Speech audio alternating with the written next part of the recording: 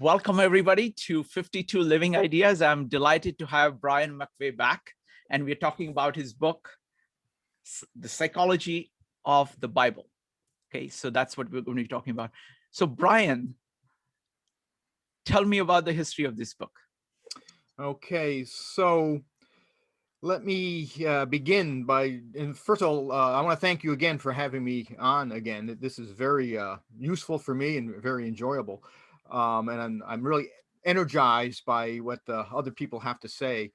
So basically, it's very simple. What I try to do in this book is I take a Jaynesian interpretation of what the Bible is and look at vestiges of bicameral mind, the emergence of consciousness. I think the problem with the Bible, if you're someone who has been brought up in the Judeo-Christian tradition, whether you're a believer or not, we have all these concepts and images of angels, prophets, uh, Yahweh visiting Moses in the form of a burning bush, and we're too familiar with these images. You know, we sort of say, oh, well, these people, this is just poetry of some type, or it's a type of literature. But if you take a Jaynesian interpretation and look at the Bible from a different angle, all these things begin to make a lot of sense. And so today, I don't want to get into the details too much, especially of the methodology, but just to let you know, I use linguistic analysis, and I also rely on systems and communication theory in order to understand what I think is a key problem in the Bible, which is communication between God, assuming people believed in God, and among the ancient Israelites, and basically how did they try to organize themselves as a religious and political community. And it all comes down to communication. So I think the Bible is a really good choice to apply and test Jaynes' theories. And the reason why, even though there's evidence of what Jaynes had to say in other religious texts from the ancient world, the Bible, in a sense, is a continuous story. It's a continuing story of when people were bicameral, became semi-bicameral, and then were full-blown consciousness. No other written record in human history, I think, displays this sort of continuity. So that's why it's a really good corpus of works to test what Jaynes had to say. Just very quickly, a few problems with methodology. And I say this now, so people might want to ask about. When I talk about this, people always ask these questions. The first problem is dating. How do you date the books of the Bible? And there's a lot of debate, but in general, I think we have a pretty good idea of where books fall on a timeline. Not perfectly, and the reason why I say that is that's important to keep in mind, because that means the Bible is evidence of a gradual transition from different types of mentality into another. Another thing about dating is we have to be very careful. There's a big difference between when a certain book of the Bible was written versus the period that that book refers to. So, for example, many books in the Old Testament were written 5th, 6th century BCE, but they actually refer to events that were kept alive in the oral tradition but happened centuries before. So that's I think an important point to keep in mind. Another problem is which Bible to use. So I used about 14 or 15 different Bibles. For the Old Testament, I actually relied on a publication from the Jewish Publication Society, the so-called Jewish Bible, the Tanakh. I was told that that's the best translation for the Old Testament. But in any case, this is very problematic, because when you look at the different Bibles, they have different translations of key words, and there's actually a tremendous amount of variation in translations. And so which translation is the best becomes the challenge if we're trying to recreate an ancient mentality, which of course is the point of my project.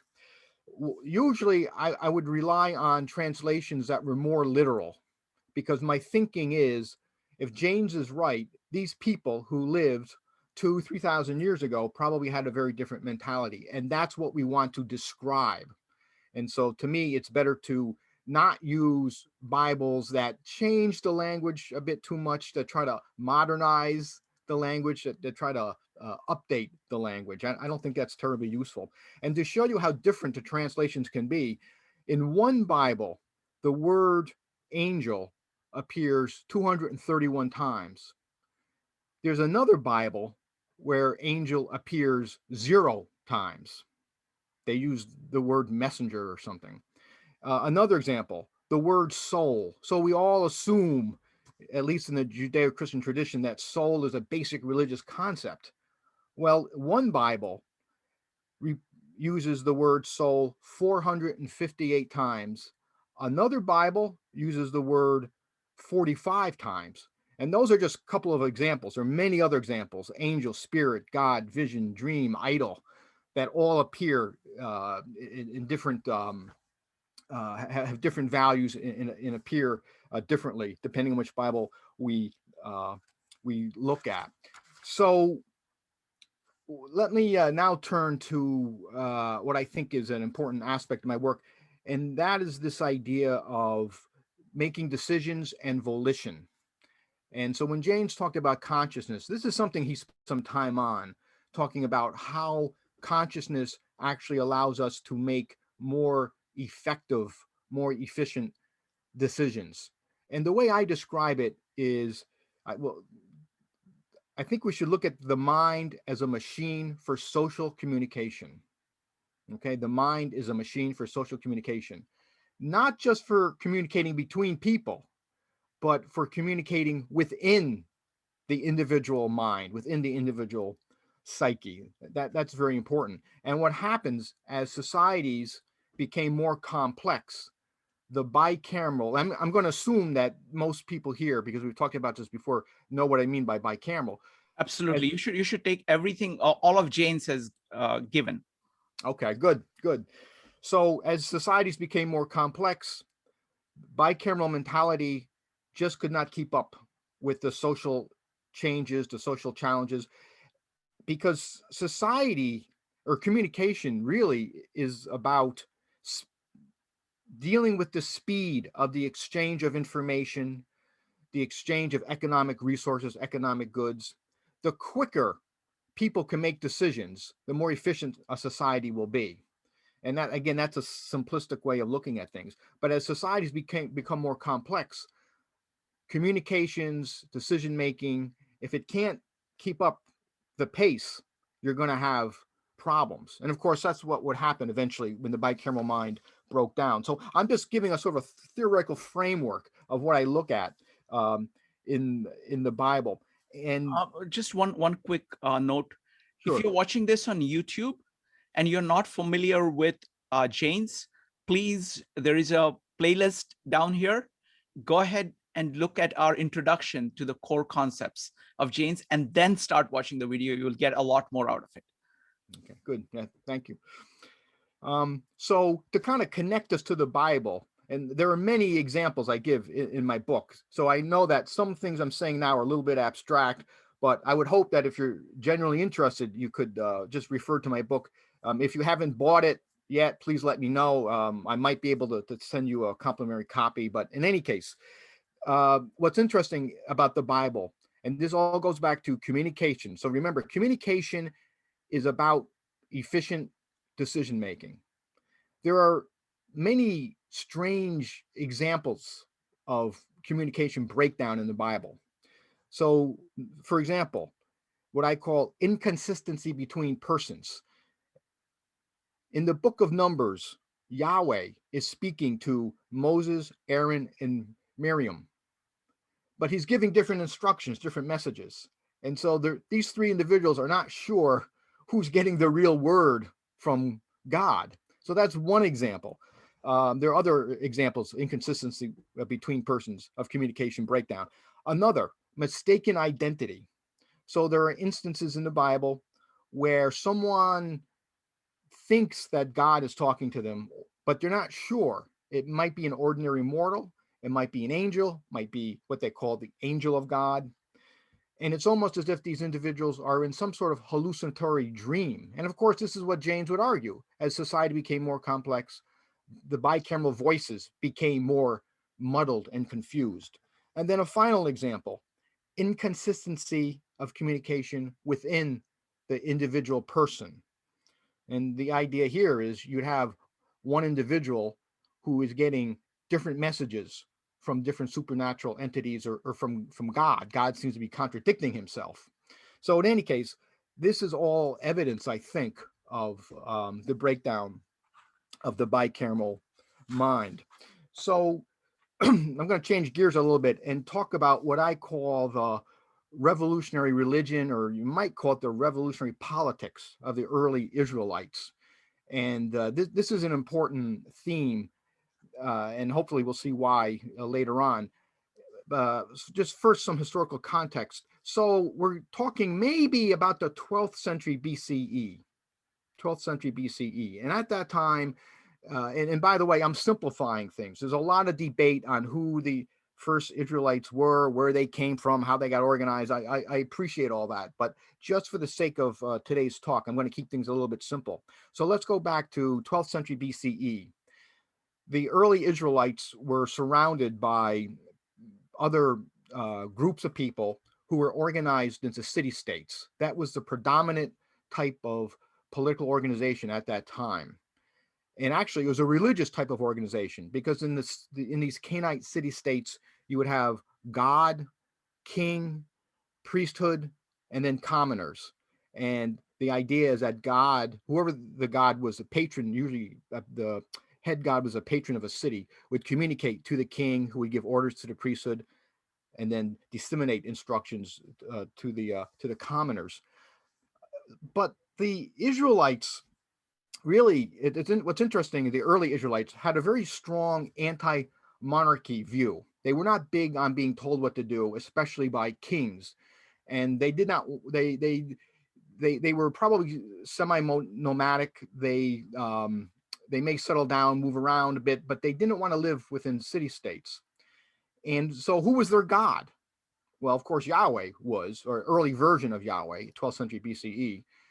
And for them, God, Yahweh was their king. They didn't need a king. Instead, as we know, the earliest Israelites were organized into tribes, and they were ruled by tribal chieftains. In the Bible, these are referred to as judges. So, of course, we know that eventually the Israelites did establish a monarchy, and they did establish a priesthood, different types of priests. But even after the establishment of the monarchy, there was this powerful theme in Jewish spirituality that the individual should have a direct connection to God rather than going through priest or the king, as was the custom in most other parts of the Near East during those times.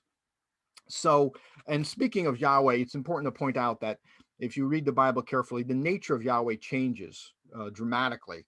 And the earliest accounts, it's almost as if he's just another person who walks and talks to people. And then, of course, eventually Yahweh would undergo a radical transformation. He would become something totally transcendent, above and beyond nature. And nature was something he created. Whereas, as we know, the other gods, other peoples at that time, their gods were a part of nature, and somehow were not above nature. And so I point this out to show the complexity of the Bible and how we have to really get beyond some of the assumptions that we make about Yahweh. The point I'm making is that the Bible is not a work of theology. And the Bible is not literature. Now, the Bible is beautiful literature, right? 1/3 of the Old Testament is in poetry, as Jaynes would have predicted. Actually, you're talking about right here, right hemisphere predominance. But when the Bible was written, when it was put down in text, it was not meant to be literature. Okay, even though of course it's a very beautiful, it's composed of very beautiful books. It has very powerful aesthetic appeal. But the point I'm making, the Bible was written for what we would call religious purposes. It was not. It was not a type of entertainment. People took the Bible very seriously.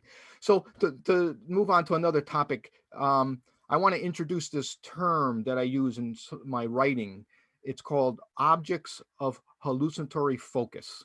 Objects of hallucinatory focus. Examples: altar, statue, idols.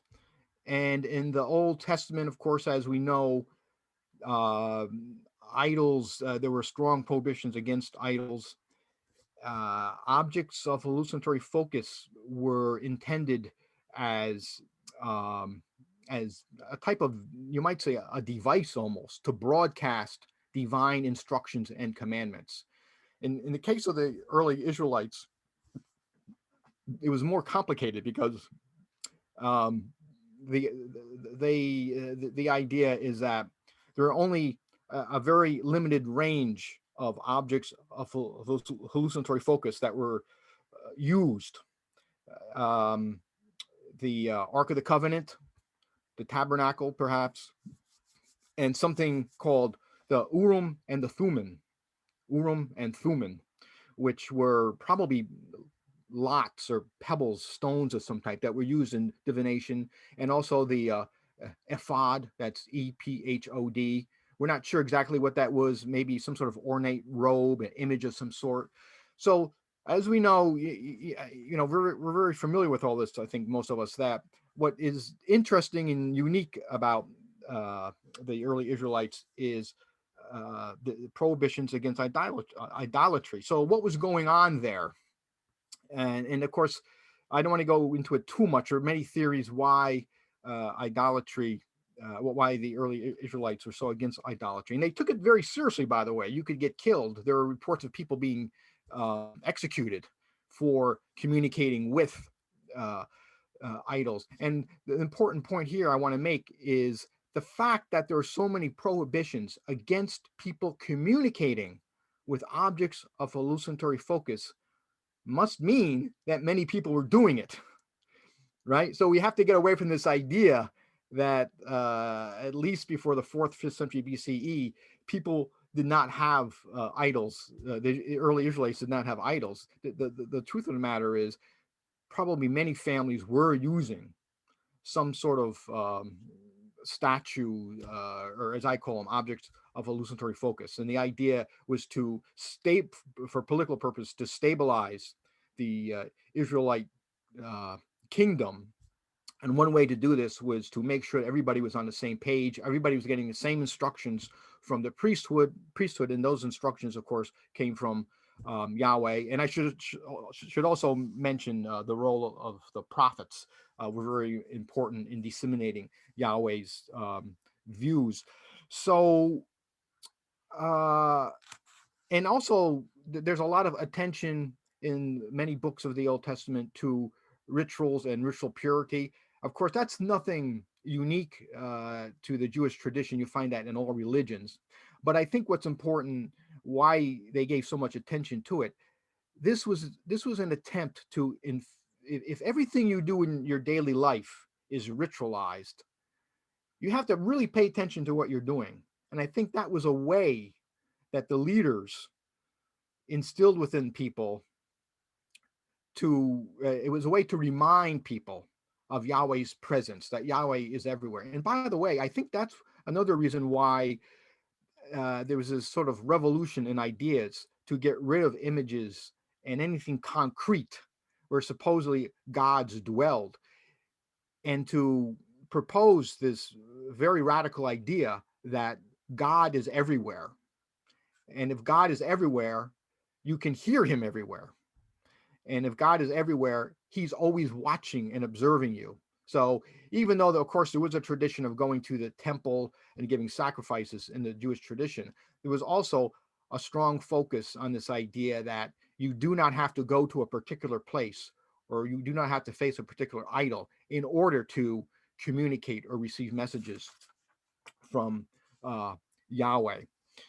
So a minute ago I mentioned prophets. Just very briefly, I actually have 2 chapters on prophecy in my book. As we know, they played a very important role uh, in the Israelite tradition.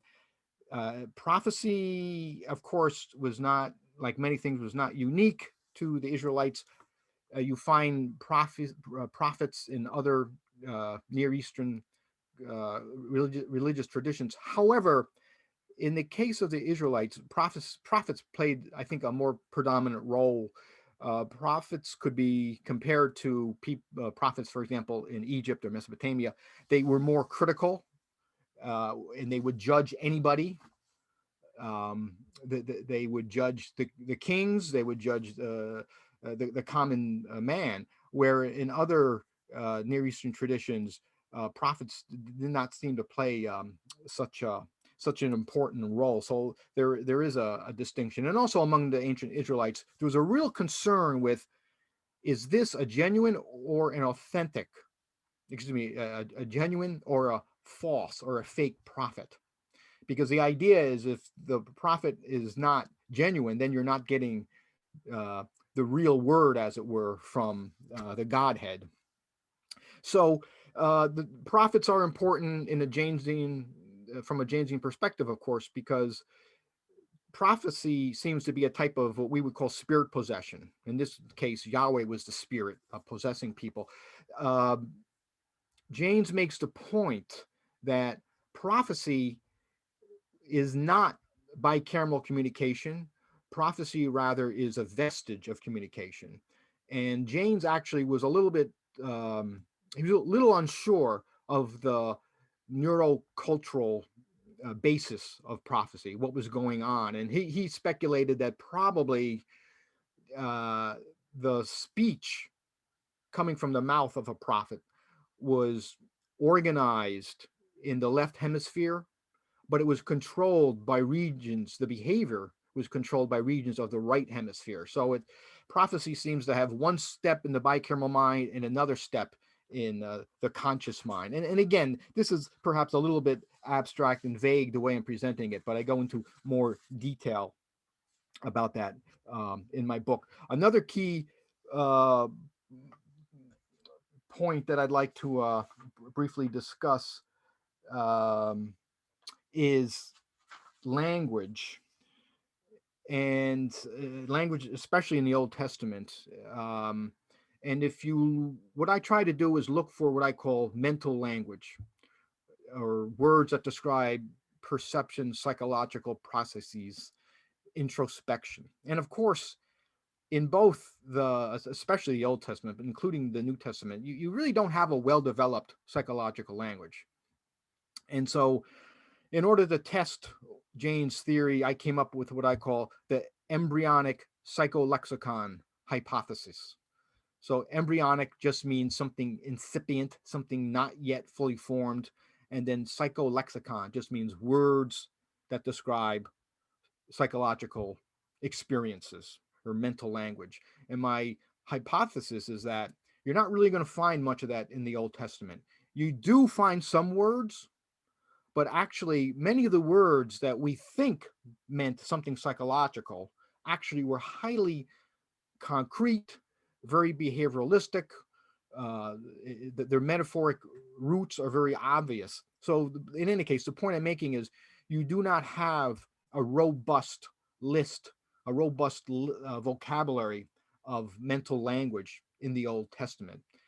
It gets better as you move, when you look at certain books. By the time you get to the 3rd, 2nd century BCE, maybe Book of Daniel, and then certainly by the time you get to the New Testament, you will have a better developed lexicon of mental words. But again, I'm pointing this out to show that many people who are critical of Jaynes say, "Oh, you can't do research to prove or disprove what Jaynes had to say. This is all speculation. Very interesting, but it's all speculation." But what I try to do in this book is show that actually you can test Jaynes' theories. You just have to come up with good hypotheses. You have to come up with a good argument. You have to be familiar with the literature, of course, and you can test what he had to say. And I think that the more I do research, the more I write on these types of topics, the more I'm convinced that Jaynes, of course, was on to something. Um, so just a couple more points. Uh, so people, and by the way, maybe I mentioned this before. I just want to emphasize, I am not a biblical scholar. Okay, so the way I look at the Bible, for me, it's a test case. Not to be disrespectful to the Bible, of course, but I was never trained in ancient languages, but I do have I think a pretty strong background in Jaynesian studies, and so basically this is just a test case, but I think it's a very convincing test case of what Jaynes had to say. So let me talk about something some people refer to as the strangeness of wisdom literature. The strangeness of wisdom literature. So there are a number of books in the Old Testament: Proverbs, Job, Song of Songs, portions of Psalms, Ecclesiastes, which are called wisdom literature. So why are some scholars referring to these books as being alien? Well, because they don't fit into the bicameral mindset. So when you look at these books, uh, there's something existential about them. You can see, and these books, by the way, were written later than some of the other books in the Bible, in the New Testament. And what that means is the ancient Israelites were beginning to develop a more philosophical understanding of spirituality. It's not that they denied Yahweh's existence, but they in these works of wisdom, the wisdom literature, they started to focus more on human knowledge, on what it meant to be a person. And these books, of course, come off being more nuanced, more subtle. The idea is that these books are not completely inspired by Yahweh, that there is a more autonomous humanity behind the composition of these books. And that makes sense, right? That the earlier books of the Old Testament would show more signs of bicamerality, and the later books of the Old Testament would show less evidence of bicamerality. And what I do in the book, I mean, of course, we don't have time to do it here, but I list all what I think are key examples of bicamerality, terms or concepts. And I come up, I do some stats, some analysis to show how, as you move through each book, as the books become written later and later, you have less references to what we would call bicameral mentality.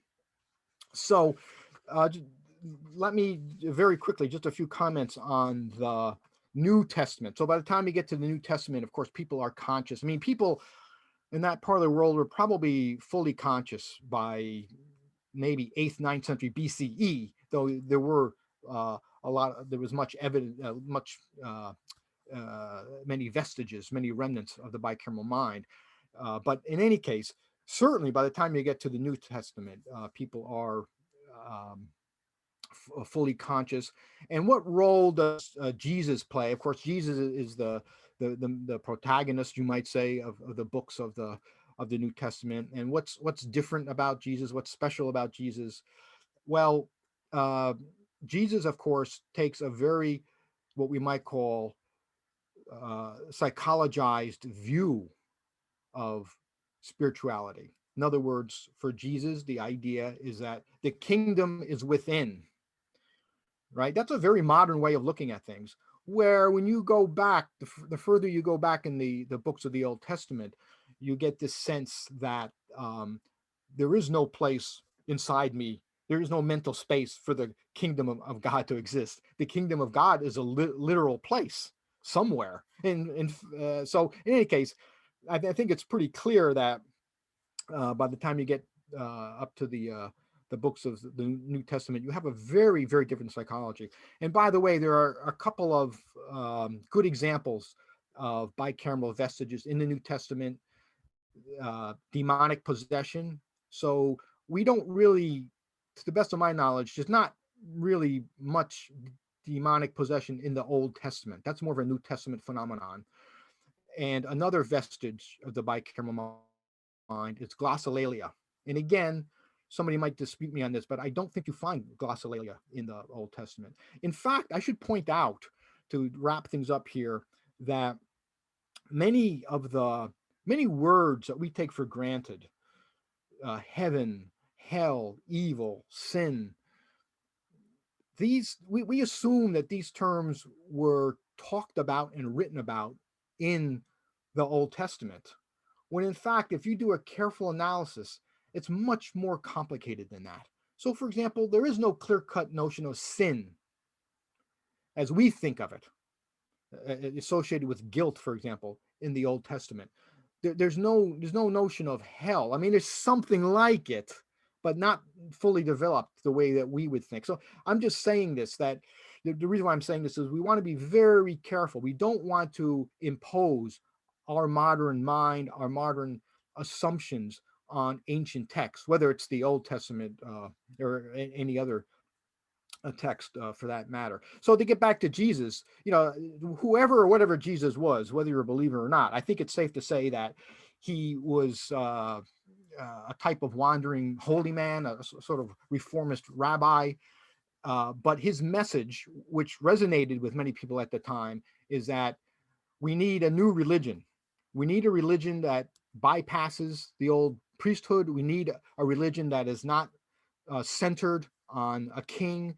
We need a new religion that basically puts the person in the center of the relationship between this world and, of course, with God. And as I said a while ago, I think that's what's so interesting about the early Jewish tradition, is this revolutionary politics, this idea that we don't need an external king to tell us what to do.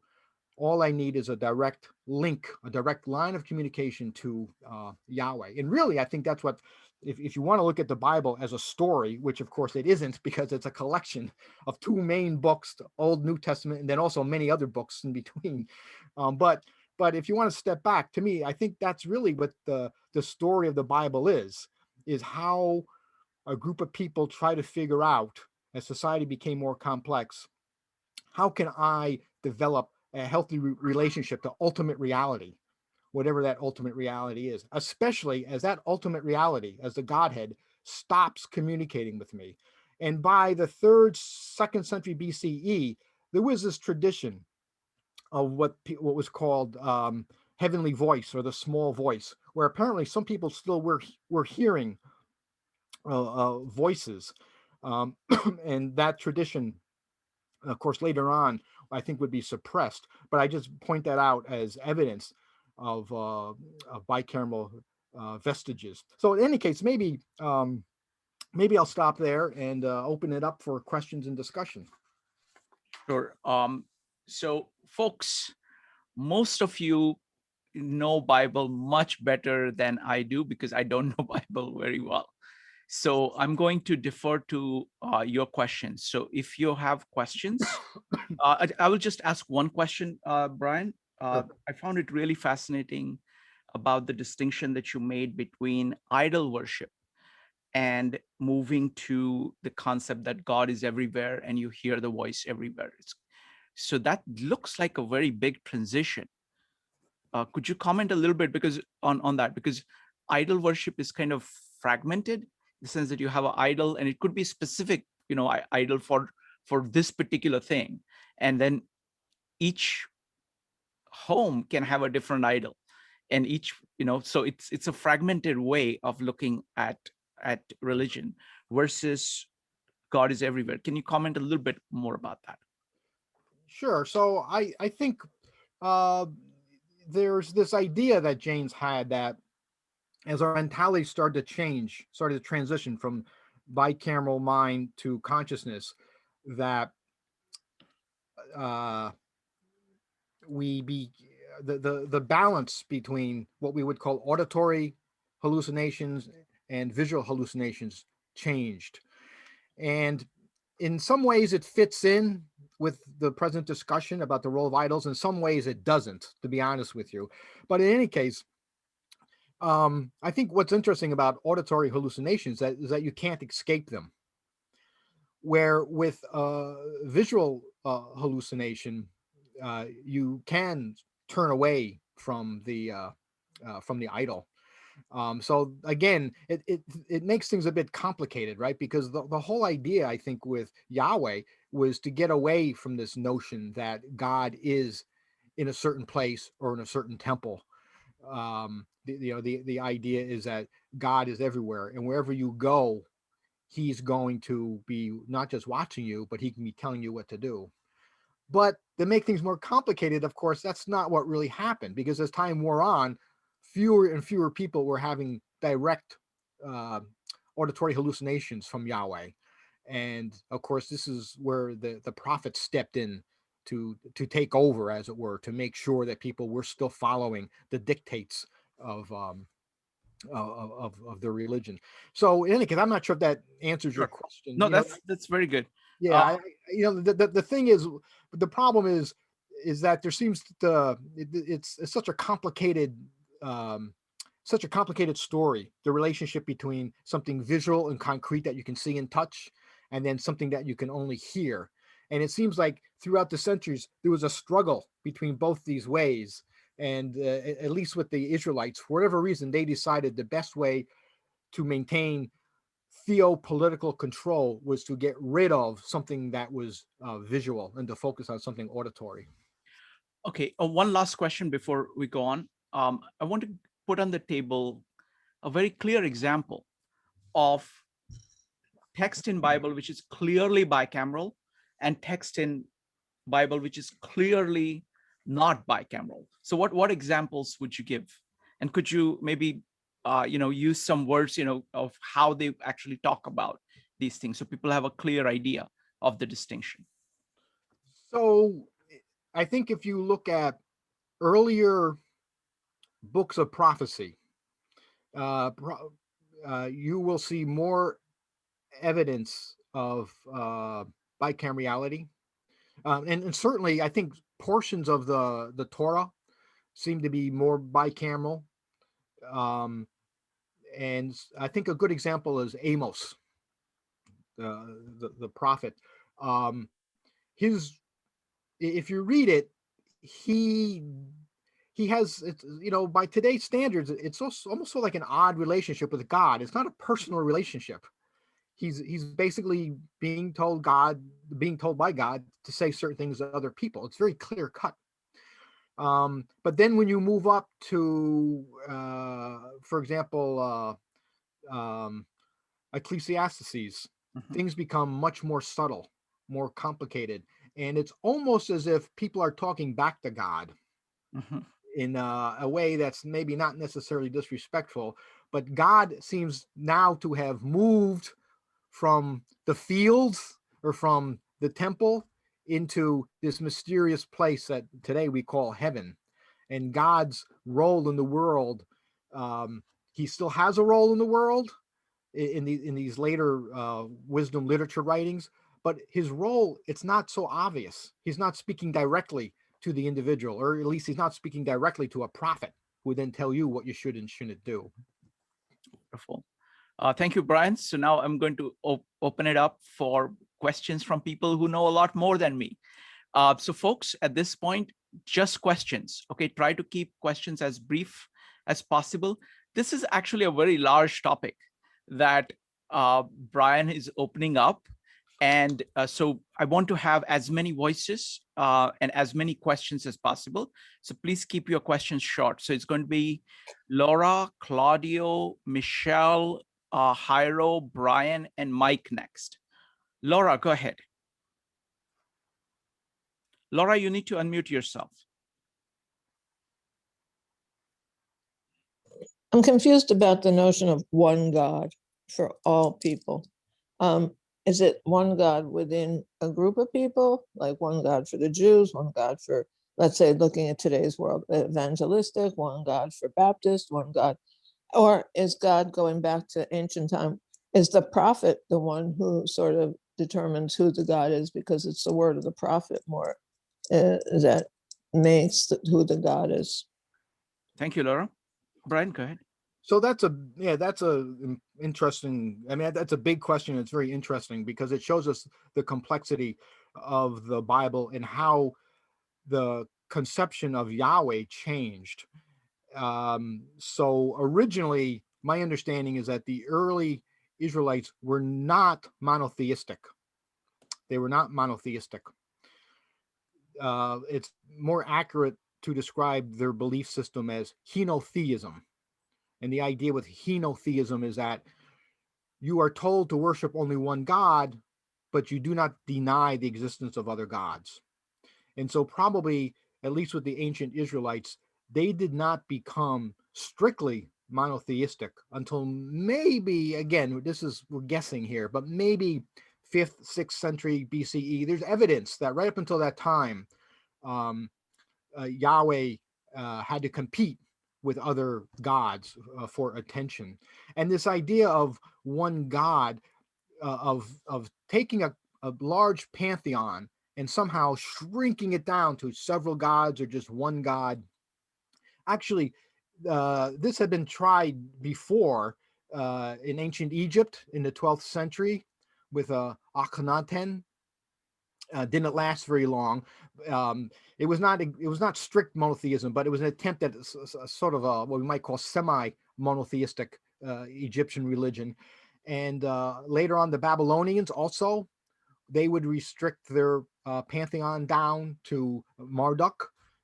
So the point I'm making is this attempt to shrink the number of gods to only one God has to do with communication. Because if you have many gods, and there may be a good reason why a society deems to have so many gods, things become very complicated. But as organizations become bigger, as counterintuitive as it is, we need only one leader because we get confused our instructions. So, as I said, there's nothing uniquely Jewish about this attempt to reduce a myriad of gods down to one God, but the Jewish tradition, I think, was the most successful in doing that, and it has to do with communication. The fewer lines of divine communication you have, the easier it will be for people to control you and for you to make decisions. Of course, that's a simplification, but I'm not sure if that answers your question. But in any case. Next up is going to be Claudio, Michelle, and Jairo. Claudio. Yes, thank you. I'm trying to understand something you said earlier. I was writing it down, but I couldn't finish the sentence regarding, I think you mentioned the leaders were trying to get rid of the idols because they wanted the people to believe that God was omniscient, and it's impossible to be omniscient if you have idols, right? It's not spirit, it's material, right? Is that true? Is that what you were? Is that the reason why they wanted to get rid of the idols? Yes. Yeah, I think that is true. The word I would use is omnipresent. So the leaders, for political reasons, and to be clear, when I say political, that's not to be cynical, because back then there was no distinction between religion and politics. That's why I use the word theopolitics.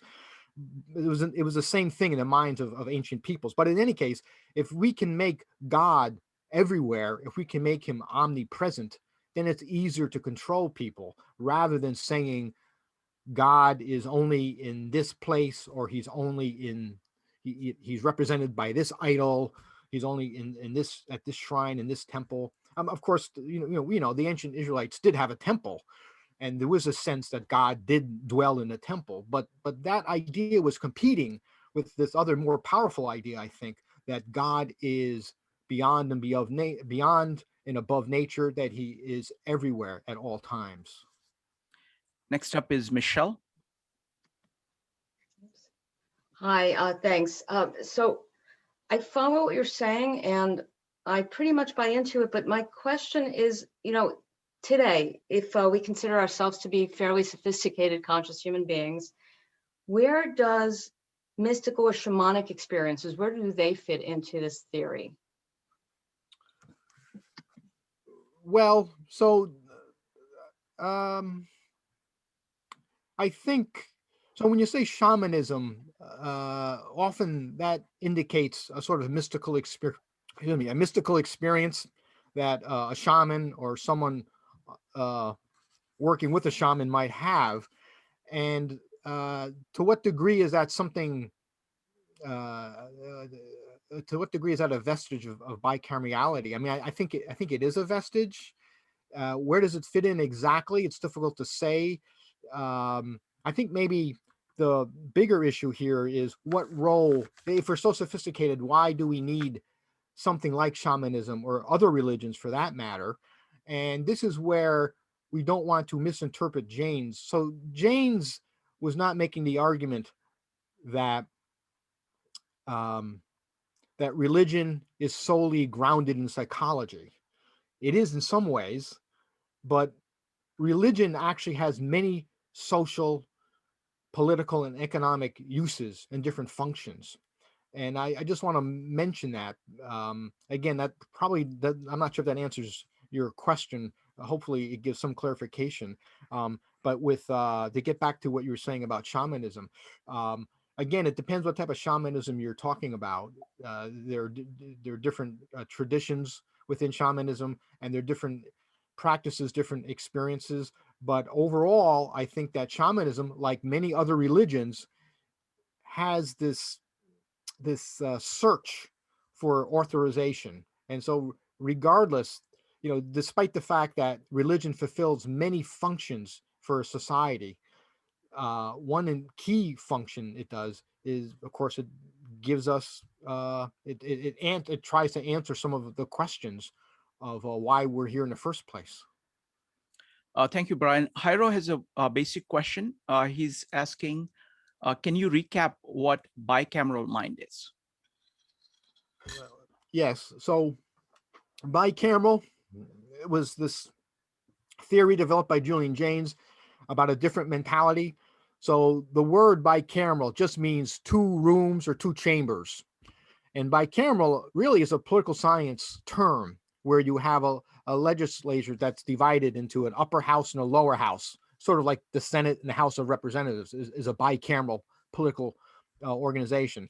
And Jaynes argued that before about 1000 BCE, people were not conscious, and when they had to make important decisions or under some sort of stress, that they would hear the voice of an ancestor, a spirit, or a god that was generated in the right chamber, the right hemisphere of the brain. So that's where bicameral comes in, that would communicate to the left hemisphere, to the linguistic regions of the left hemisphere. The neurology, of course, is a lot more complicated than I'm portraying it, but basically that's what bicameral means.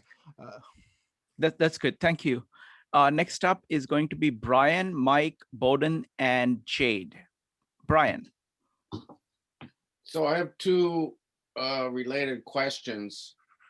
One ties into the concept of communication, and the other bicamerality.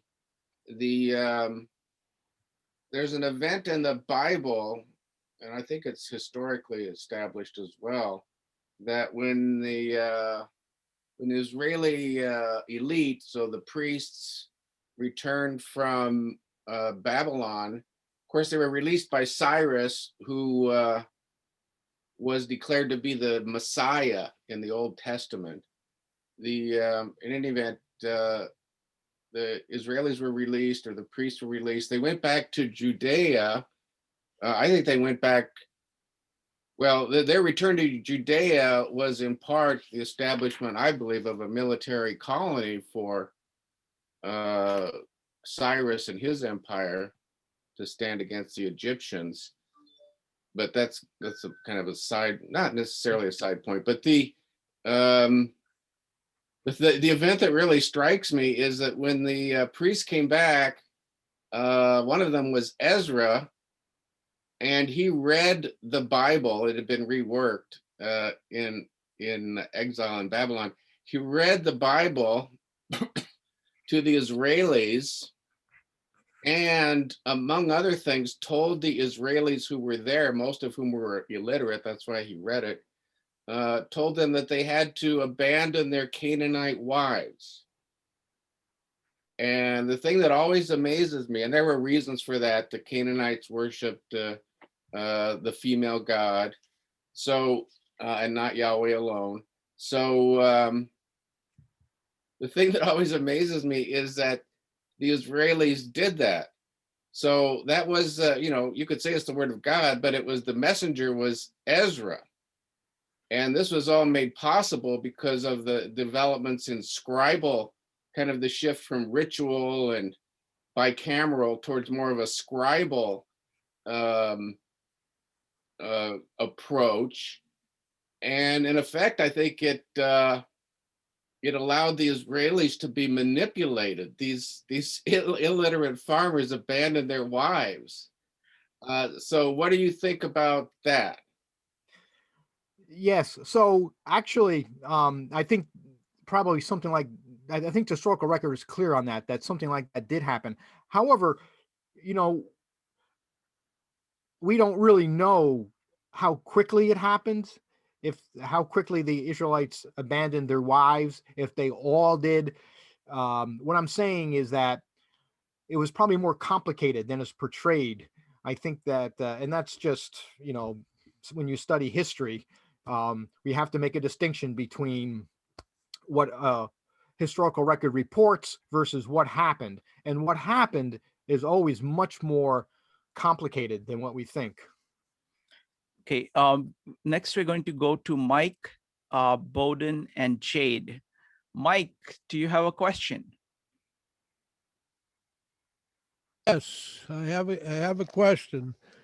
They refer the King James version refers to God. However, the Greek versions and the Quran and the Mormon things have multiple names for gods in different contexts. And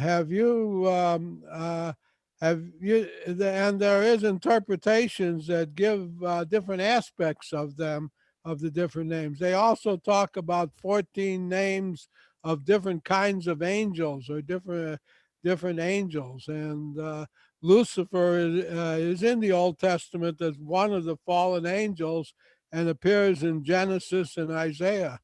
How do you, there's different representations of that hierarchy in the Quran, the Mormon books, the Manichaean books, and Zoroastrianism.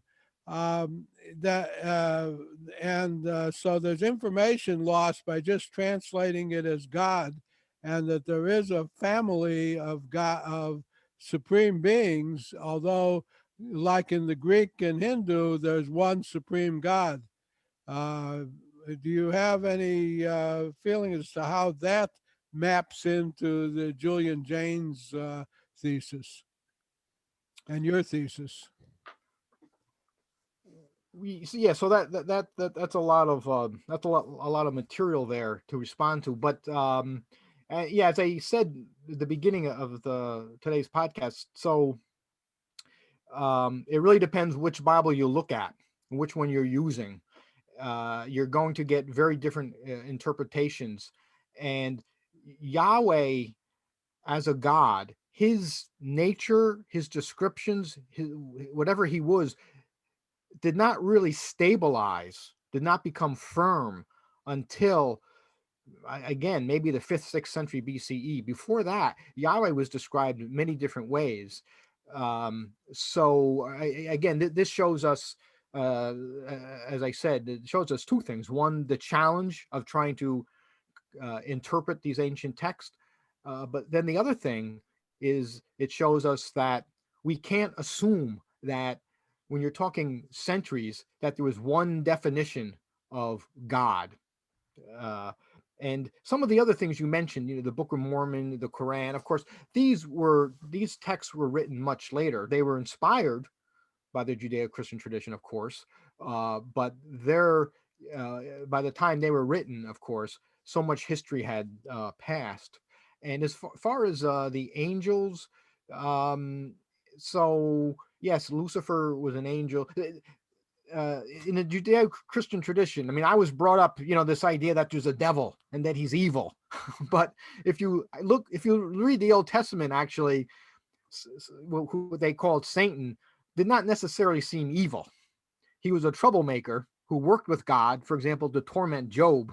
So there's no real clear, what I'm trying to say, there's no real clear devil in the Old Testament. That's something that would come much later. And as far as angels, angels were just messengers, and that's where the angel comes from, the Greek word angelos, which means, of course, messenger. And angels, again, this all comes down to our modern assumptions that angels are these beautiful beings with long blonde hair and blue eyes and these flowing robes and wings. You don't find that description really in the Old Testament. That description came much later. Angels usually were just took the form of an ordinary person when they appeared to people. Wonderful. Next up is going to be Bowden, Jade, and Patricia. Bowden. Yeah, I'm curious. You mentioned demonic possession. I would like you to elaborate more using the lens that you use and the conceptual material, and elaborate more and apply it to exorcism and demonic possession. There's a phenomenology there of exorcism that has a lot of physical manifestations. So maybe you can talk about your lens and how does it capture everything about demonic possession and exorcism. A lot of these theories capture only partially what is the nature of reality, although they're very exciting and useful. Thank you.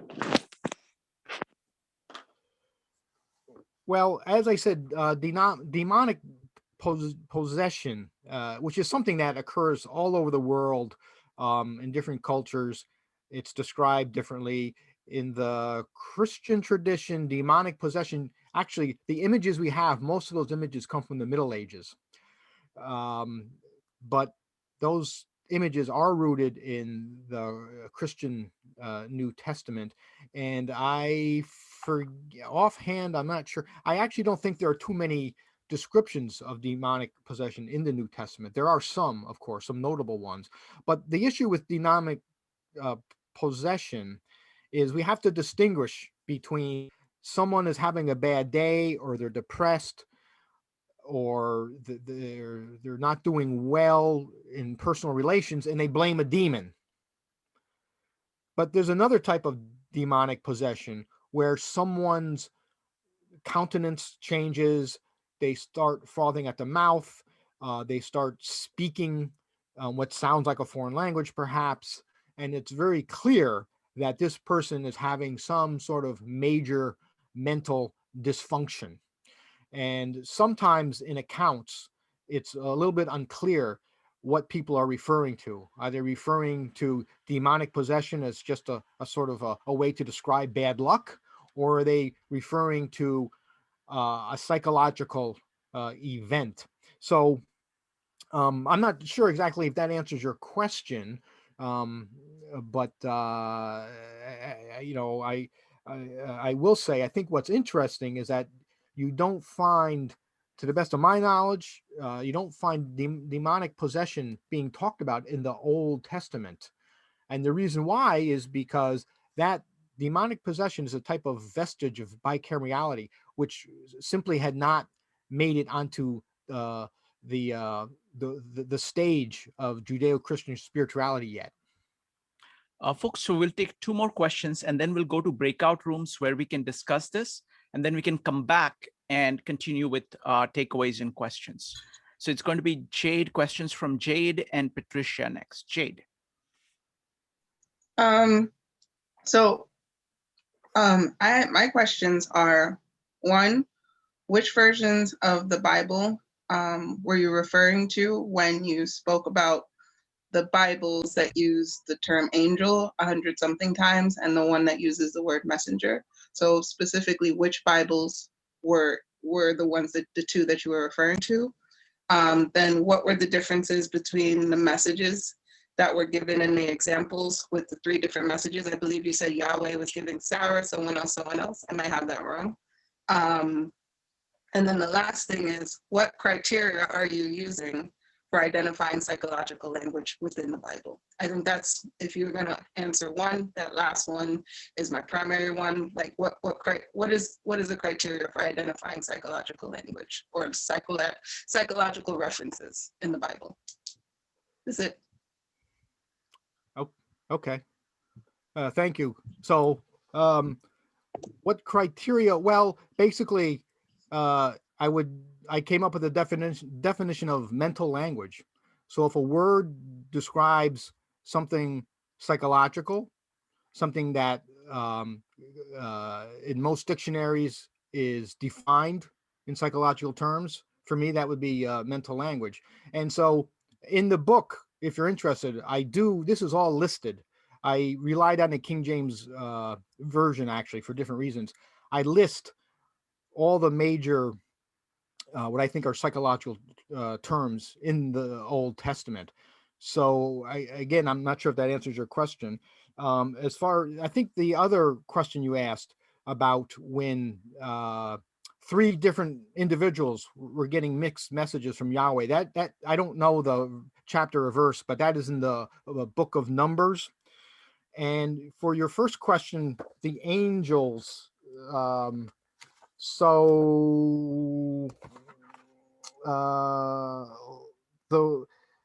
in Webster, excuse me, the Hebrew names version, angel appears 408 times.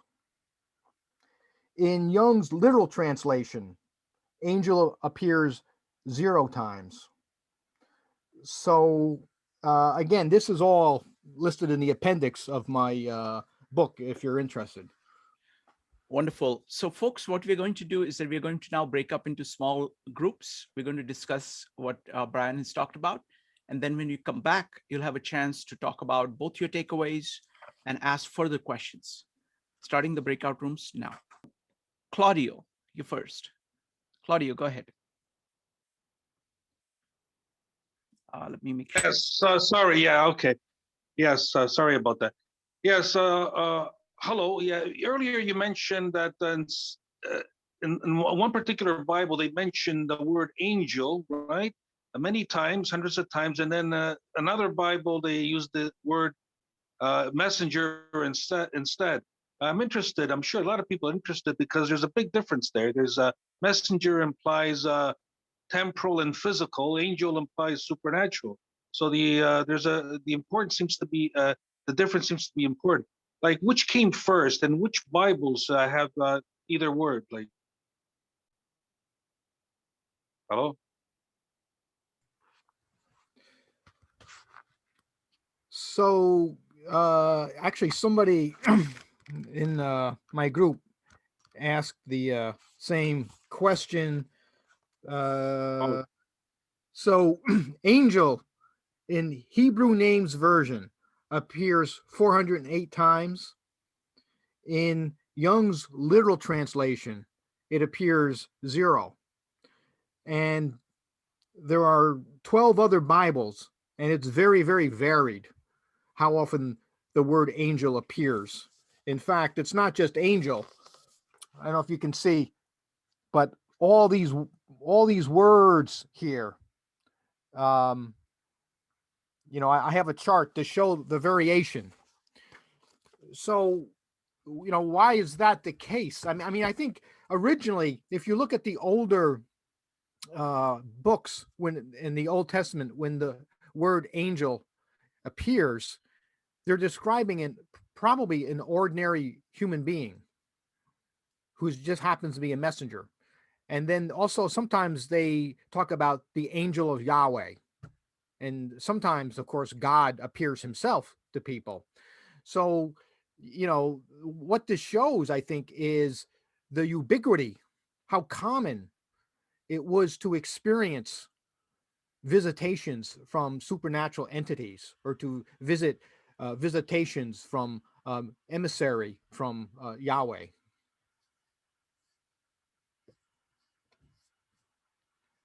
Sorry about that. Next up is Linda. Linda, go ahead. In our discussion group, some of the people discussed having perhaps I'm almost going to call it a message from a dead relative, or having knowledge that they could not attribute to any source.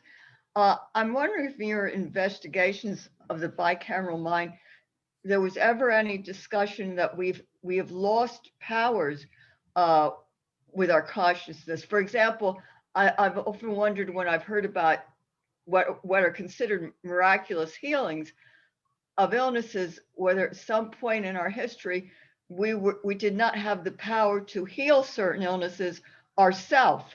If we had other powers similar to that. Has your research brought up any questions like that? Well, I would say, to answer your question, that I haven't come across this idea that we have lost any miraculous powers. However, I do believe that we probably have more power within us to help ourselves. Whether that's a miraculous energy of some type, I don't know. I'm thinking about hypnosis and how we can cultivate the mind to become stronger and cultivate the mind to do things that we think we cannot do. Very practical things, like giving up smoking, or to control our diet, or to be a nicer person, to control our temper, whatever it is. These things can be learned. And it seems that if we can find out more about hypnosis and how suggestion works, suggestibility, how can we increase suggestibility for the individual? To me, that's a type of miracle.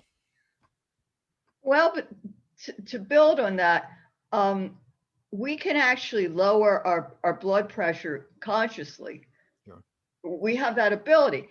Now, in some periods of time, when someone said that, they would be considered crazy or bringing up a topic that was just bizarre. I'm building on that, saying perhaps we can do much more physically than we can now, that in a sense we've been taught that we cannot, and we've bought that teaching. Whereas if we expanded our mind more, we actually could do far more than lower heart rate, lower blood pressure, lower any number of physical elements. All I can say is I think you're right. I think you're right. And I would like to think that this is the direction that eventually psychological and medical research goes in. Brian, I want to follow up on several of your comments. So first one is, you said mind, thinking of mind as a machine for social communication. Can you elaborate a little bit more on that?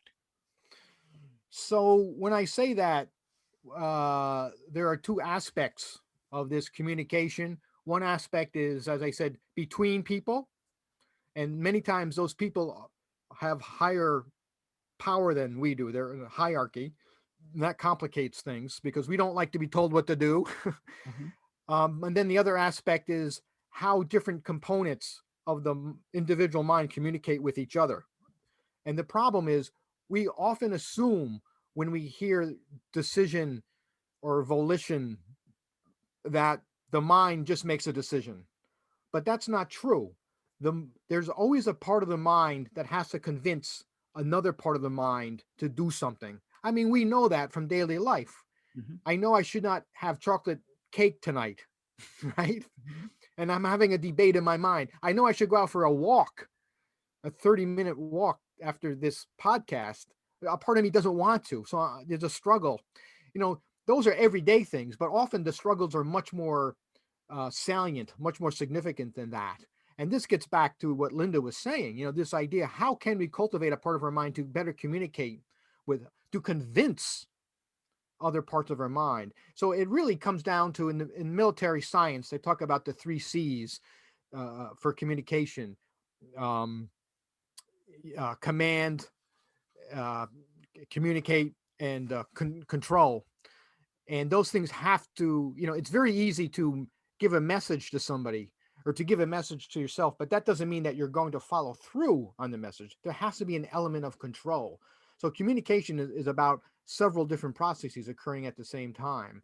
And, to me, historically, the most important thing is that in ancient societies, as civilizations became more complex,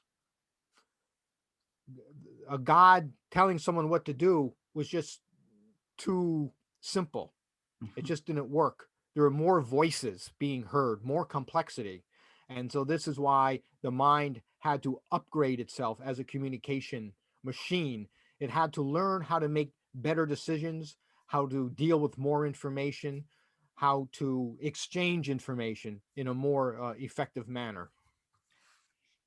Following up on that, you said that the methods that you have used in order to work on this book is kind of linguistic analysis as well as systems and communications theory. Can you expand on that, systems and communication theory? How have you used it?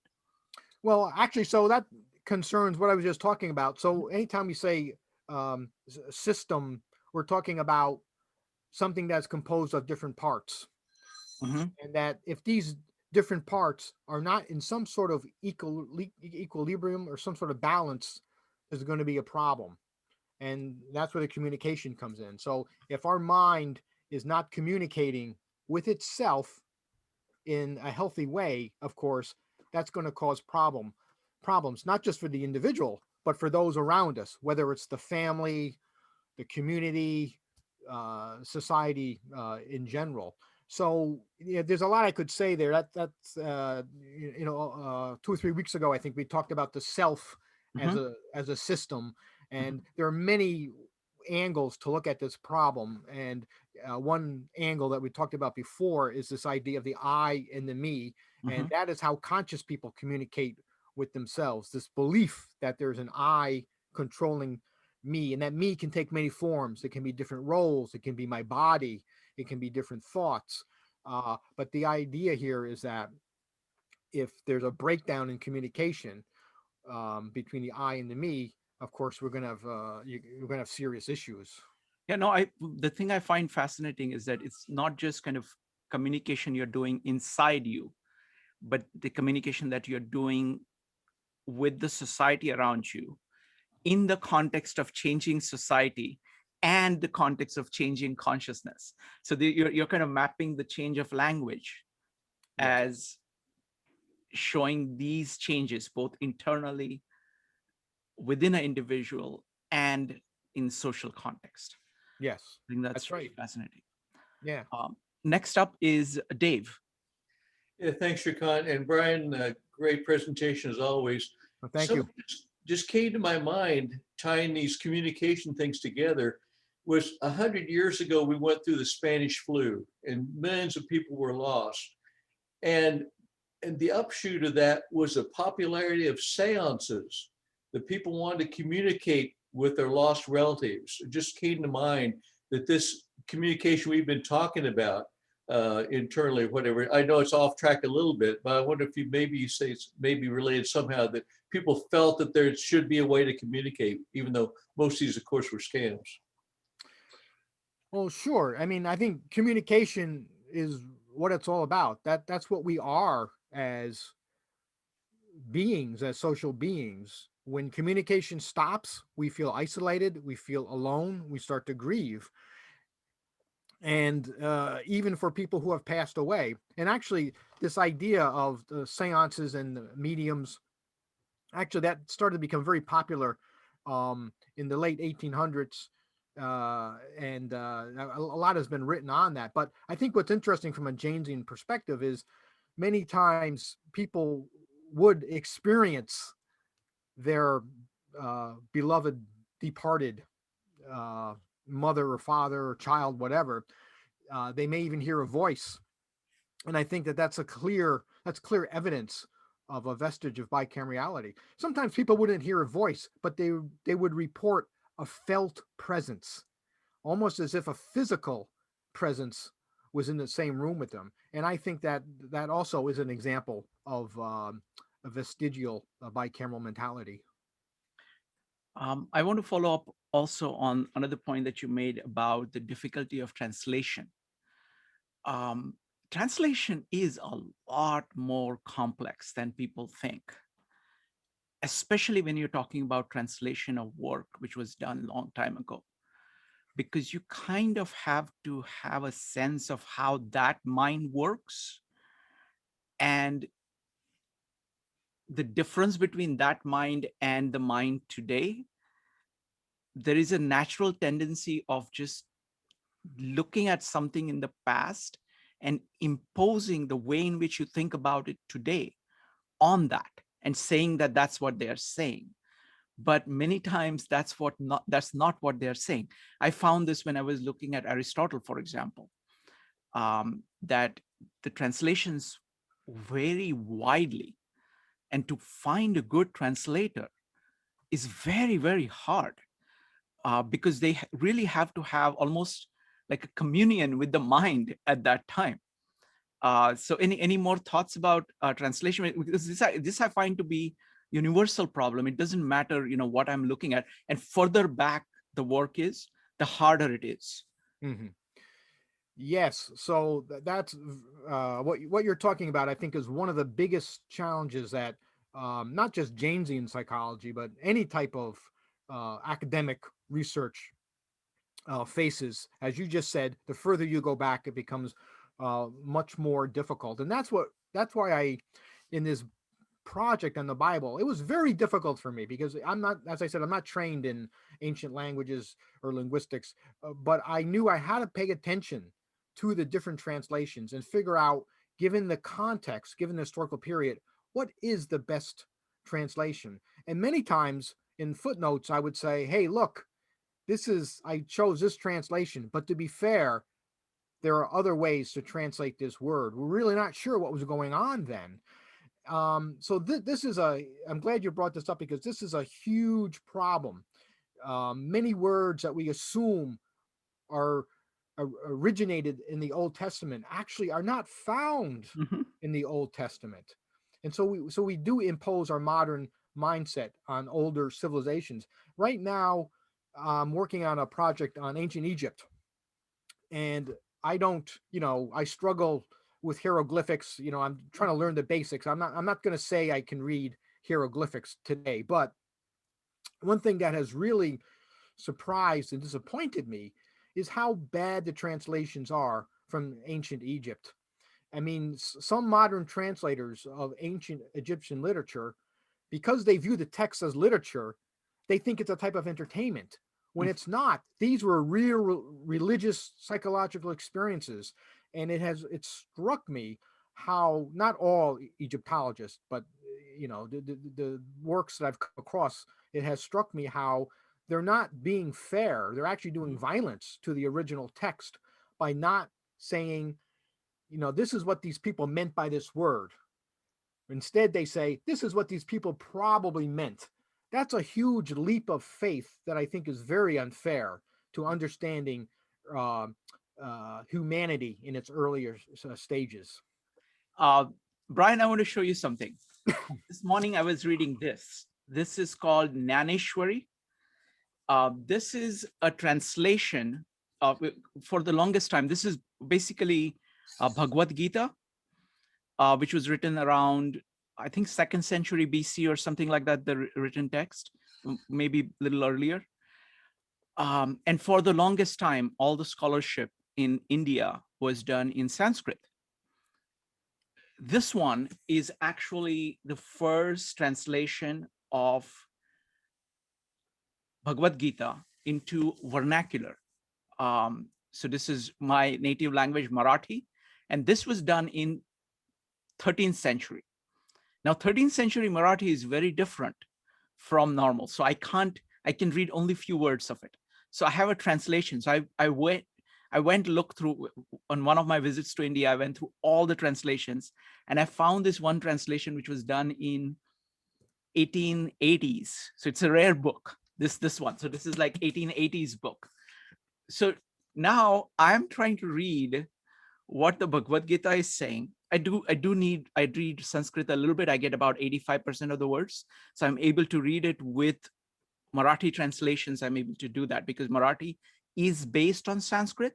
So it is easier. English translations are horrible, but I mean, I don't want to say horrible because I can't get them because it's such a difference of concepts. But it is like, so what this is that this is a 2nd century BC being interpreted by a 13th century Marathi, being described by a 19th century person, which I'm reading, and I'm trying to think of it in English. Okay. But at each level, for it to work, you really need to grasp, the person who is doing it really needs to grasp the essence of what is going on in the mind of the person who actually produced the work. Because other than that, then it becomes very superficial and it just loses its entire meaning with each of the steps. Yes. Yes. So I just wanted to show you that. I'm glad you brought that up, and that's a good example. And this is so important for everybody to keep in mind. If you're interested in Jaynesian psychology, we have to pay attention to what the people were really trying to say, and that's not an easy challenge. Right, and it is enormously hard. It's like archaeology. It's like psychological archaeology, something like that. You're digging up, and you're trying to see how the psyche of this person worked using this little bit of evidence you have, and you're trying to triangulate from multiple angles to get at what they meant. So wonderful. Next up is Jade. So I think I'm trying to wrap my brain around the concept of this millennium's concept of our minds are different or our consciousness is different. I guess in a way it is, but I also wonder if it actually is. And I'm going to try to make sense, but I don't know that I will.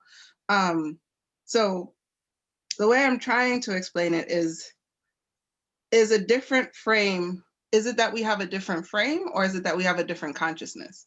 Because, even when you look generation to generation, they're often talking and griping about the same things, but it's vastly different, a vastly different lens, and different framing to express basically what's already been expressed before.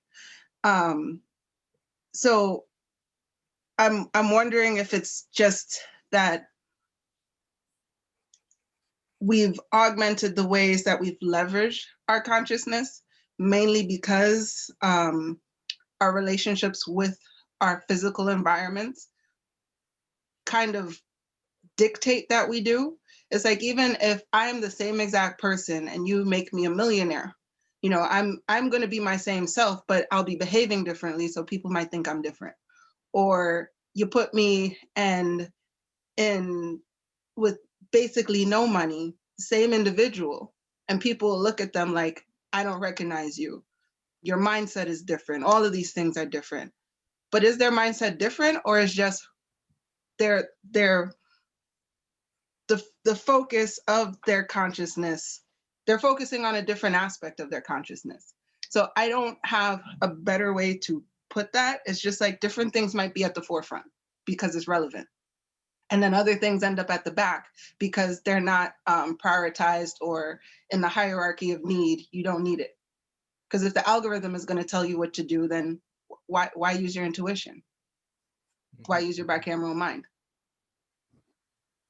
That's it. Okay, thank you. So that's a that's a big question, and I think it's important to keep in mind that today I've been stressing differences in human mentality going back several thousand years. However, that is not to say that if magically I could transport myself back 2 or 3, 4,000 years, that I would have absolutely nothing in common with those people, right? We still would. I mean, there is, I suppose, a basic humanity. When that basic humanity appeared it's a little bit we're not really sure, actually, depending how you want to judge things. But certainly I think by around 10,000 BCE, even though people were bicameral, we had a lot in common with them. Concern about family, concern about being a good person, concern about fighting off our enemies, concern about surviving. So I don't know if that answers your question or not. I mean, I think one way to look at it is the difference between content and processes. So, in some ways, the processes are the same, the same mental processes we share with people going back several thousand years. The contents, I think, are probably different. So it really comes down to what domain of being human are you looking at? I mean, the differences do matter, but I think the commonalities also matter.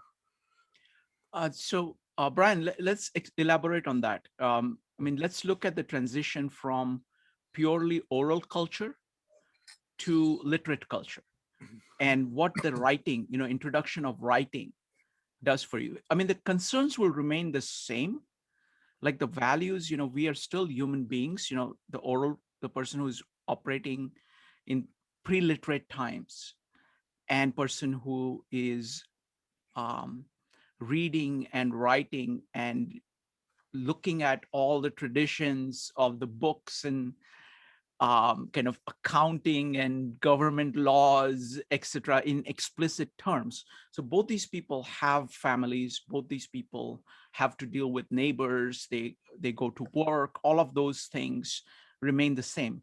So what is different in the mind of a person who is more, who is literate, as opposed to complete time where nobody is literate, it's just purely oral? What do you see as the differences in way in which they operate? Well, I think, excuse me. I mean, for one thing, if it's a scribal culture, you're going to be able to probably make decisions faster, perhaps.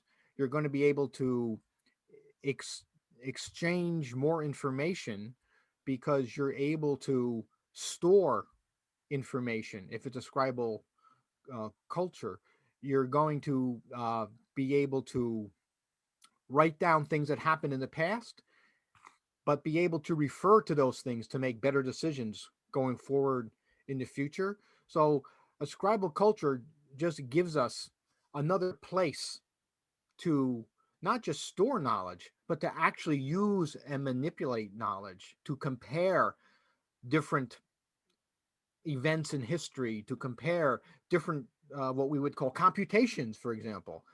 So this affects every domain of life. For example, economics, right?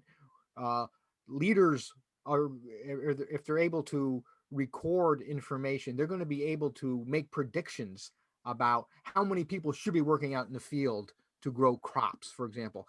How big should we build a storehouse for the grains or whatever? I mean, there are so many examples that scribal culture, so many examples of how scribal culture changes things for what it means to be a person.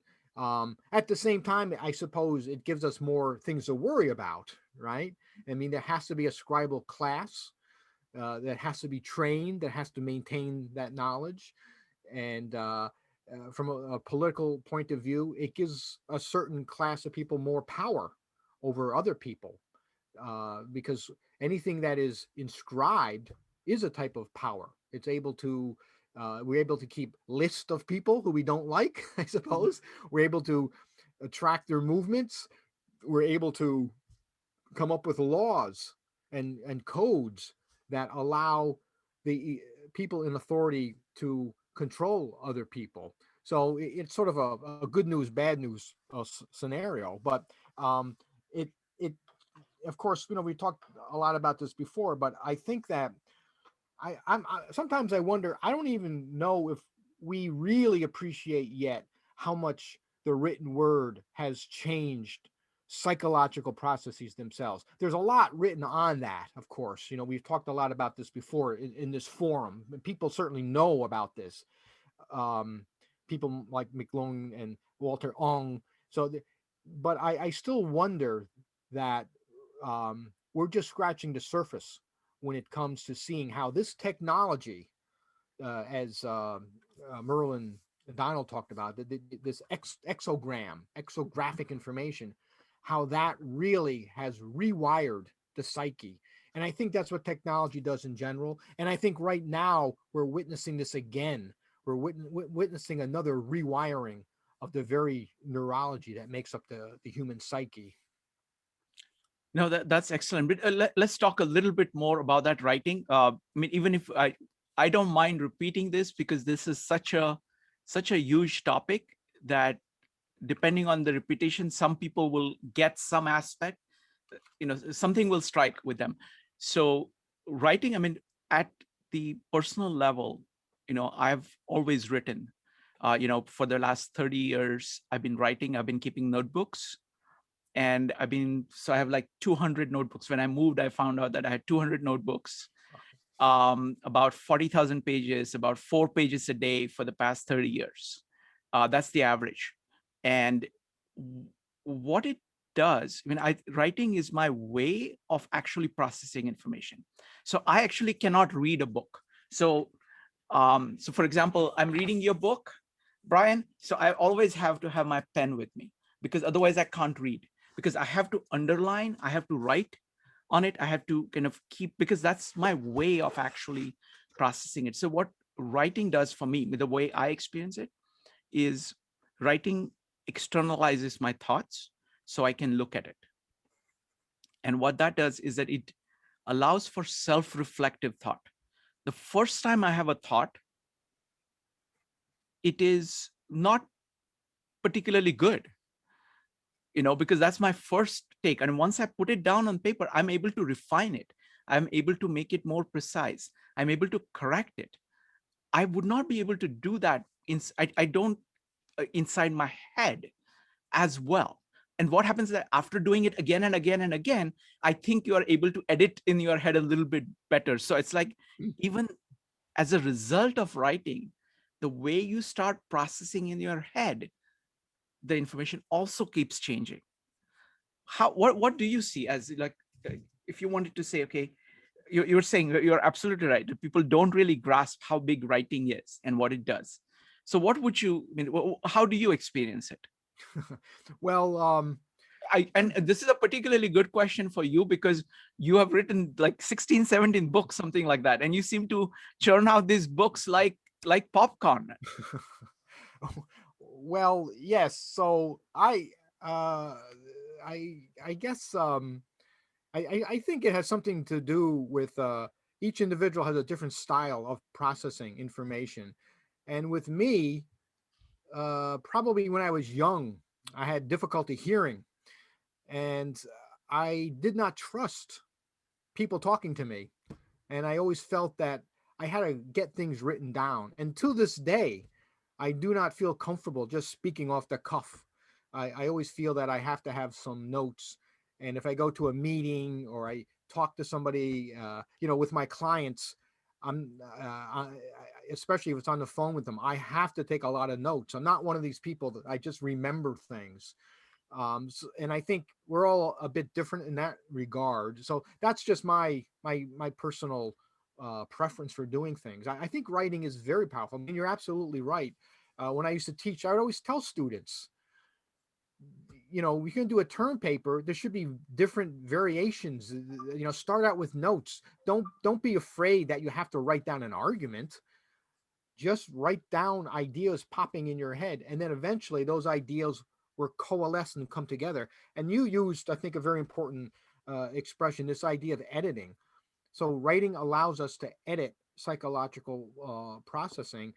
So there's really not much I could add except to say that I think writing is a psychological process. Yes. Writing is not the result of a psychological process. Beautiful. When you write, your brain, the levers and the cogs in your brain are actually starting to move. And so the more you do that, the better your thinking is going to be. Excellent. Next up is Mike, Dave, and Jade. Folks, we don't have that much time, so let's be brief. Mike. Okay. One of the things that that you kind of mentioned just now is that the chronology of the Old Testament goes back to Noah and Adam and Eve, but it really came from something that was written down for the first time by Moses when he went up to the mountain for 40 days. And so that's past history. Now, Moses was raised in the Egyptian palace because of the by the princess, by Pharaoh's daughter. You studied Egypt. Egypt had its own brand of monotheism. How much of that do you think is original with the Hebrews and Abraham, and how much of that did they not? Is there any evidence that Abraham was really known before Moses wrote that stuff down about 2,000 years after Abraham? So now we're getting into the area of a lot of question marks. So we're not actually sure, to the best of my knowledge, if Moses was a real person. He may have been. He may have been some sort of tribal leader. There may be some truth to the story of Exodus and the tales that we hear about Moses, but the archaeological record doesn't really support any of that, at least right now. As far as Abraham, the official chronology of the Bible is very different from the archaeological chronology. Abraham probably did not live many centuries before Moses, assuming he was a real person. So it gets a little bit difficult. I know that some scholars do believe that there was a Moses and that Moses was influenced by theological developments in Egypt around the 12th century BCE. I mentioned before Akhenaten and this idea of monotheism. It was not a real strict monotheism, but something like an Egyptian version of monotheism that did not last. Actually, after the Pharaoh died, they went back to their old, very polytheistic ways. So in any case, to get back to what you were saying, there's still a lot of speculation on if these people were real, if Moses was a real individual. Probably there's some truth to it, but a lot of what was recorded about Moses originated in an oral tradition, and this oral tradition probably was not written down until 5th, 6th century BCE. Thank you. Next up is going to be Dave, followed by Jade. Dave. Yeah, thanks, Shrikant. Yeah, I was going to talk a little bit about development before language, because we were with the chimpanzees or apes or whatever, what our DNA is 99% identical or whatever. But we've come so far before language. I know we talked about planning before, but I was thinking about even something like pointing. And all this came about because we started walking erect. So we have our front paws available for things. And of course, the opposable thumb was a great breakthrough. But with standing erect and opposable thumb, you can pick something up and look at it. But also pointing, if you're in a pack of wolves and one of the wolves senses prey, just head off another direction and the other's following, but nobody points.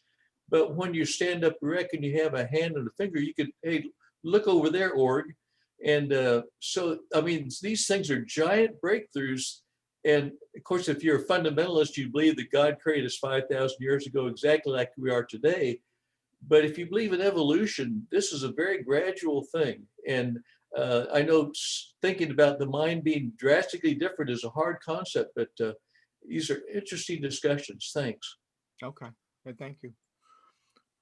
Thank you, Dave. So I just want to say that, the evolution is amazing. So it's like, the development, if you actually study chimpanzees, I when I was in Chicago, I had a zoo nearby within like 5 minutes walk, and there was a great chimpanzee enclosure, glass enclosure. So I've spent a lot of time sitting right next to them. They probably think I'm one of them now. But it's very interesting how complex they are.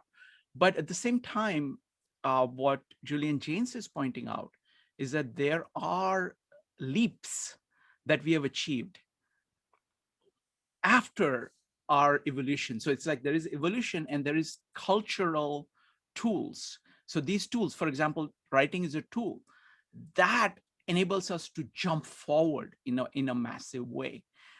Printing is a tool that allows us to jump forward, things like that. So there is evolution, which is fantastic. And then on the top of that rest these cultural developments. Next up is Jade. So I'm still trying to grasp what kind of psychology we're pulling out of the Bible. I don't think I've grasped that yet, but a large parts of the Bible are lifestyle manuals. They basically a guide for living. And I think in a world where now cognitive behavioral psychology is such a huge thing, I wonder if that was taken into account anywhere, because it kind of teaches people about the cause and effect. If you do this, if you do this, if you do this, then you will suffer. And on some level, like that is a lot of what psychology does when you go into therapy. They try and explain, okay, particularly with things like cognitive behavioral therapy, they try and make you understand your actions and then try and make you understand that a different approach would be better suited to get you the results that you want. People might argue about whether or not the Bible's skilled at doing that. I'm not getting into that, but I think that's the objective of a lot of things. I think that's why so many religions have built lifestyles off of the Bible. And yes, they differ, but they've all used their interpretation of the Bible as a manual for a lifestyle, to help keep their minds in that optimal place. So is any of that in this whole concept of the Bible as psychology thing? So I think when we hear the word lifestyle manual or lifestyle, it has a modern connotation. Lifestyle sort of has this idea that there's a choice, that the individual is given a choice. I want this lifestyle, I want that lifestyle, I want to live in a rural area, urban area. But what was written for the Bible, it's pretty clear. The idea is that people's choices were very limited, very restricted. And so I don't know if I would use the term lifestyle to describe the books of the Old Testament. And also remember that these books, the texts were heavily infused with a very powerful religiosity. And that religiosity was a hierarchy, and it all went up and ended with Yahweh. And Yahweh, of course, was the one who determined what we would call people's lifestyles. But God gave us free will. Yahweh gave us free will. So that it implies that you have the choice to live however you want, but I'm telling you, this is what you should do. Like a parent who says, when you go to the party, this is what you should do. Watch your drink, cover your drink. But the child decides not to do that and they come home with a problem. So it's like, I don't know. That's it. I'll zip my lip now. Well, free will is that's a very modern theological notion. And I'm not sure where to look in the Old Testament for a clear-cut definition or explanation of free will. Certainly, you can make the argument that certain authors of certain books in the Bible were talking about something like free will, but again, that's a very modern idea. This is fascinating topic. I mean, free will is a huge topic. I see it very clearly with people like Augustine. You can see kind of explicit identification of Aquinas. You can very clearly see it, of course. So it's really, really fascinating. On folks, if you're not familiar, if you're not watched the previous videos of Julian Jaynes, the real core of the ideas is in the earlier videos that we've done. So please, I put the playlist. We got 9 videos on Julian Jaynes. So that's I definitely recommend those folks. all right, so we're running to the end of this one. So firstly, Brian, thank you very much. This was fascinating. It's a very difficult topic, Yes. but I think we gave a good introduction to it. So I'm very happy. So thank you very much. Well, thank you. And I want to thank you, everybody, for your very interesting questions. Isn't it amazing to see all this kind of range of people talking and in the level of feedback, the level of questions and observations is just through the roof. I always love that. So thank you very much, folks.